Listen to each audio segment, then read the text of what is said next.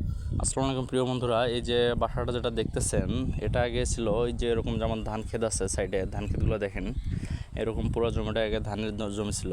পরে এটা এটা ইয়া করা হয়েছে, ভরাট করা হয়েছে, জমিটা ভরাট করে বাসাটা করা হয়েছে। আবার এদিকেও ভরাট করে এটা মানে খোলা সিস্টেম করা হয়েছে আর কি।